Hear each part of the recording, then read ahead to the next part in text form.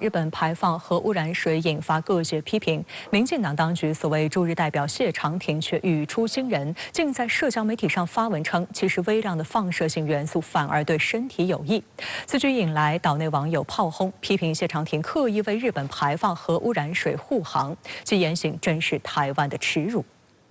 谢长廷26号在社交平台发文称，311地震后，世人对放射性的议题有些敏感。其实，微量的放射性元素反而对身体有益，例如北投温泉、日本玉川温泉。此番言论迅速引爆岛内舆论。台湾清华大学核工系特聘教授李敏表示，谢长廷在敏感时刻突然说出这番话，不得不让人怀疑其有刻意护航日本排放核污染水的意图。 台湾律师简荣宗发文炮轰，如果驻日代表做到极限的话，建议谢长廷可以每天喝500毫升核污水，摄取他认为有益的放射性元素，永保官位。还有岛内网友建议谢长廷，何不把你的办公室和住家搬到正在排放核污水的海边，每天直播海水浴的画面？你看这些不要脸的政客，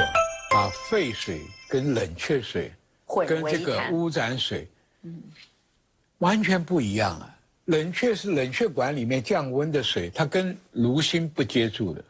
那它日本这个污染水是冲到炉心里面带了辐射层的东西出来。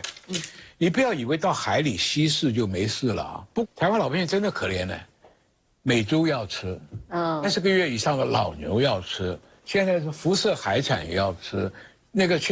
福冈附近的亲生苹果类也要吃，台湾老百姓真的是百毒不侵吗？ 谢长廷的荒唐言论，连民进党自己人都看不下去了。医师出身的民进党籍民意代表林静怡直言，谢长廷的言论根本没办法解除台湾民众的疑虑，话说得太过了。中国国民党籍民意代表赖士葆炮轰，谢长廷的行为根本是只为日本服务的驻日代表，这才是民进党可恶的地方嘛！你一个官员，你该把科学问题跟政治问题捋得清清楚楚，该做政治抗议要做政治抗议，结果不是啊，结果我们的。 这个驻日代表还叫他，哎呀，多喝一点啊！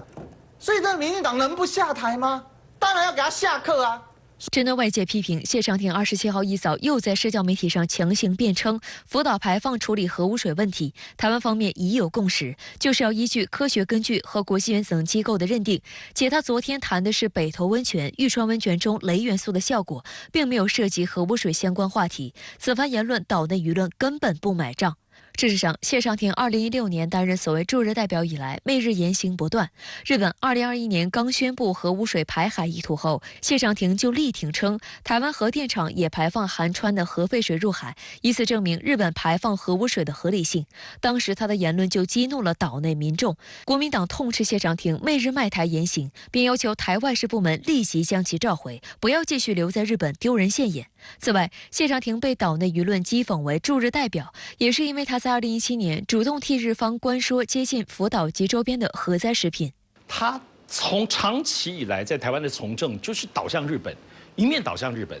他对日本有个莫名其妙的个人的喜爱，但他现在作为台湾的驻日代表的情形之下，本质上跟这些年来言论基本上就是一个日本买办。 我们说难听点，就是他一切都是在为日本政府说话，甚至都没有站在台湾的政府，乃至于台湾的民众跟基层福祉的立场来思考、感受台湾的一切。他作为台湾驻日代表，应该在政府跟台湾人民的最高福祉，他一点点都没有放在心里。 事实上，谢长廷此次的荒唐言论正代表了民进党当局的看法。日本实施核污水排海后，民进党当局不仅不发一言，甚至还帮腔。台行政机构发言人林子伦洗白称，核污水将在1至2年后到达台湾海峡，4年后浓度达最大值，但观察相关数值皆低于台湾海域原先平均值，以此论证其安全性。民进党政府其实遇到日本所有的问题就是软弱。 台湾只是引用日本方面的部分说法，其实台湾我很怀疑，台湾政府到底有没有了解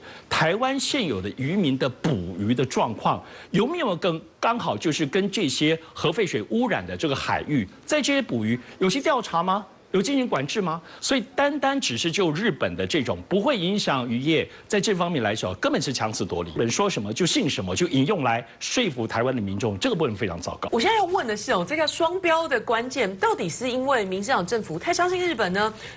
到底是意见不同，民进党就反科学，还是说民进党只要看到这个外人、外国人、外媒、外国政府，就情不自禁的双膝一软呢？近日，岛内2024选举非绿阵营参选人频频忽视友好信号，在支持率不容乐观的情况下，非绿阵营是否有机会联手打破僵局？今年8月23号是金门炮战65周年，各阵营参选人也借机对两岸关系发表看法。相比之下，谁的表述更为深入务实？直播港澳台特别策划台海风云录，本期带来台湾中山大学政治学研究所荣誉教授廖达奇的观察。在台媒25号公布的2024选举最新民调中，蓝白阵营形势都不容乐观。廖达奇在岛内2020年选举时曾任韩国瑜顾问团召集人，在总结经验教训时，他认为中国国民党一直以来的问题都是党内不够团结。上次2020，其实现在的候选人侯友宜也没有真的好好去帮嘛韩国瑜，因为没有当韩国瑜的新北市的竞选总部的主委，所以有一句俗话说，政治没有是非，但是有因果。现在看起来国民党就在承担上次不够团结的果，那这果就是上次侯友宜扮演是那个比较没有那么团结的人，现在他代表国民党出征的时候，好像那个凝聚力，再加上有郭董的这种穿梭影响咬死不放的姿态，所以造成国民党现在蛮低迷的。在26号被问到蓝白合的可能性时，柯文哲并未否认，而是说不急了。中国国民党方面，党主席朱立伦26号表示，大家都释出善意，最后大家一定会团结，而大家的默契就是不要让民进党躺着选。朱立伦还透露，侯柯以及郭台铭3位彼此都有直接沟通管道，无论是2位见面或者3位见面都可。所以我认为，在这个节骨眼，所有的民调显示，赖清德的拔高反而是非绿整合的契机。非绿开始感觉到，如果再不整合，大家就不要玩了，都打包回家好了。好，那也这个下半场就空了嘛，还有4个多月。所以我想柯文哲就开始有些回应。那因为国民党很早就说希望那个非绿能够整合嘛，哈，大家是在野联盟了哈。今年我个人认为是叫做政党轮替年了。今年是金门炮战65周年，各路2024参选人纷纷借机发表自己的两岸关系论述。8月22号，侯友宜抵达金门，提出6大民生主张，要把金门打造为两岸经贸示范区，推动通电、通气、通桥等金厦新3通。几乎同一时间，郭台铭在金门宣布投入2000万美元成立两岸和平倡议基金会。23号，柯文哲在社交媒体发文指出，他主张逐步降低两岸恶意螺旋。赖清德也在社交媒体发文，他称和平无价，战争没有赢家。廖达奇认为，尽管几位参选人都表达了两岸和平的意愿，但仔细分析起来仍有区别。赖清德不太琢磨在这个所谓的沟通啊、往来啊，说对等尊重了哈。那郭台铭就是和平，然后要和平宣言了，都还没有讲后面怎么办。比起来后裔就比较务实。这个金门的经贸区啊什么的，所以我想整个这里面，侯友宜代表当然是国民党了。那这里面国民党里面可能想要传递的一个讯息在金门，就是除了两岸要高喊和平，人民希望；要经济发展也是人民期待。所以柯文哲也意涵如此，因为他说要降低敌意螺旋嘛，因为你越僵化越不沟通，那个误判的还有那个误解的产生就越高。我个人觉得侯的整个的金门的宣言6大宣言，我觉得是比较落实，而且确实有国民党的智库班底在帮他好好琢磨了。当然，如果真的是侯有机会的话，我相信那个兑现的这个机会，就是他的宣言金门宣言也会比较高一点点。因为侯友宜据我了解，他是一个非常实事求是，他说到的就一定要做到的那种人，所以他的口说不敢太多，因为答应太多怕做不到。